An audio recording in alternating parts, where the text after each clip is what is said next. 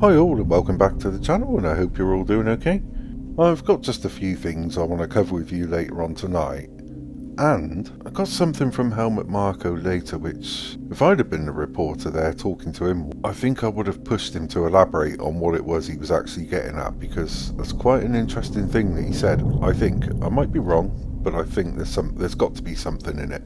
But I'm going to start off with Toto Wolff, because he admits the team are struggling to work out why their results in the wind tunnel are not translating to results on track. Lewis Hamilton and George Russell are miles away from the front runners' pace this year, despite each feeling positive during pre-season testing. But Wolff feels there are positives and negatives to be taken from this year's car. He said, "When I look at the positives, I think we took many potential root causes out of the equation. We weren't sure about our suspension, we weren't sure about the stiffness of our gearbox carrier, we had a vibrating steering rack. All of those things have disappeared, but fundamentally whatever we see in the tunnel doesn't correlate with what's happening on the track." And that's kind of weird, isn't it? It's not like a wind tunnel is something they're pretty new to, so you would think they would be able to work out exactly what the problem is. Moving on to Carlos Sainz, because he believes Ferrari are still a long way off being able to challenge Red Bull on a consistent basis despite winning the Australian Grand Prix. Sainz said, "It's going to be tough to keep it up there in every track until we bring an upgrade to close that gap that we saw in Bahrain and Jeddah. Around Australia from lap 1 it felt like a race winning car, and even if Red Bull were also quick and were on pole, that time in quali wasn't out of reach for us. There will be tracks where we are strong, like we saw last year, and this year it seems like our race pace is better even on those tracks that we are stronger.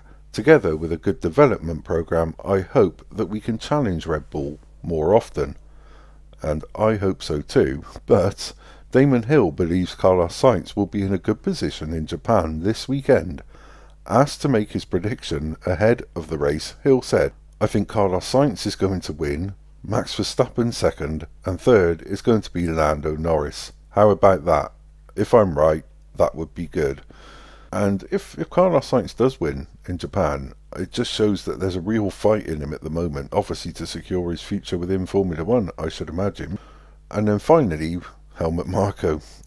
He said that everything is fine regarding Christian Horner's future at Red Bull.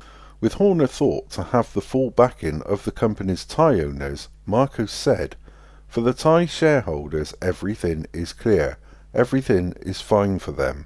Whether anything else will come or not, no idea. It's a very complex matter that is difficult to understand." But then he was pushed further on his own future at Red Bull, and Marko added, "I would say there are always conversations and discussions. My direct supervisor is Red Bull CEO Oliver Mintzlaff. Right now we have other concerns than what I'm doing." And there's something about that whole statement. It says to me that there is something going on in the background. Honestly, I would love to have heard Helmut Marko push further on that last bit of his statement where he said, "Right now we have other concerns than what I'm doing."